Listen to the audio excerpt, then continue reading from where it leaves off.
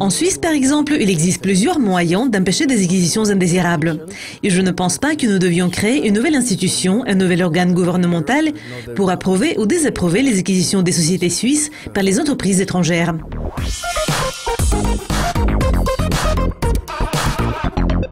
Philippe, les entreprises chinoises rachètent des entreprises européennes. En Suisse, par exemple, c'est la société Syngenta qui a été rachetée. Pourquoi le gouvernement suisse devrait-il interdire ce genre d'acquisition? Il est tout à fait vrai que beaucoup d'entreprises chinoises ont racheté des sociétés européennes, y compris des sociétés suisses. ChemChina, par exemple, a racheté Syngenta. Et il y a également eu beaucoup d'autres acquisitions qui n'ont jamais été divulguées.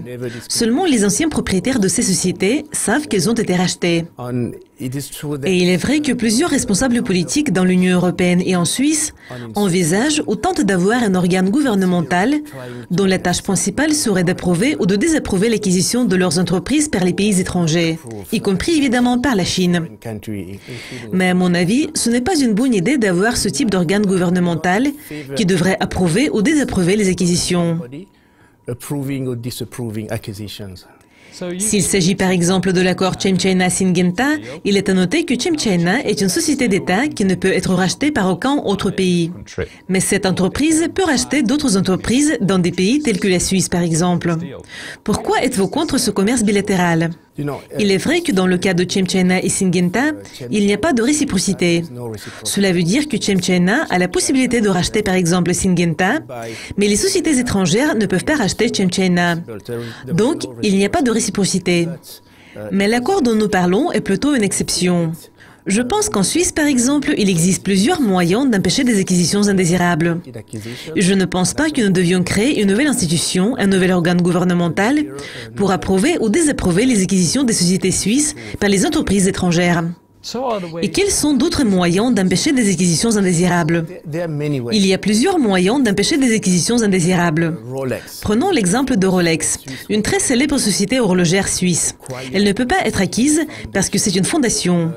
Prenons un autre exemple, les hôpitaux universitaires de Genève qui comptent près de 11 000 employés. Ils ne peuvent pas être acquis parce qu'il s'agit d'une entité publique. En ce qui concerne Victorinox, une célèbre entreprise fabriquant le couteau suisse, elle ne peut pas être acquise parce que c'est une fondation. Les chemins de fer fédéraux suisses, c'est une entité publique. Migros est un des plus grands détaillants, et je dirais même le plus grand détaillant en Suisse. Cette société ne peut pas être acquise parce que c'est une société coopérative. Coop est une autre société coopérative de grande distribution qui ne peut pas être acquise. Même si nous parlons d'une société entièrement privée, telle que Schindler par exemple, si nous jetons un coup d'œil au statut de l'association, nous allons voir que la société ne peut pas être acquise. Et en général, la loi suisse autorise de nombreuses clauses qui rendent l'acquisition indésirable impossible. Et pourriez-vous nous donner des exemples de certaines clauses spécifiques visant à empêcher ces acquisitions? Je vais vous donner 2 ou 3 exemples, mais en général, il y a beaucoup d'exemples. En Suisse, il est possible d'avoir des actions chères et des actions bon marché. Ce sont des actions de type différent, mais toutes ces actions vous donnent le droit de vote. Évidemment, la famille fondatrice possède normalement des actions bon marché et donc elle peut contrôler l'entreprise avec un petit capital. Et en Suisse, nous avons même ce que nous appelons des actions sans droit de vote ou des certificats de participation. Donc vous avez des actions, mais vous n'avez pas de droit de vote. Les sociétés peuvent également limiter le droit de vote dans les clauses de leur statut d'association. Donc, ayant des actions de la société, vous n'aurez que 2 ou 5% du droit de vote, à moins que vous ne soyez membre de la famille fondatrice. Ces exemples vous montrent que nous avons déjà beaucoup de moyens d'empêcher des acquisitions indésirables. Et je ne pense pas que nous ayons besoin d'un organe gouvernemental pour le faire.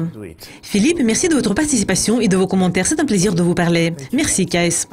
Et merci d'être avec nous. Restez à l'écoute de Dukascopy TV pour découvrir plus d'interviews intéressantes. Au revoir.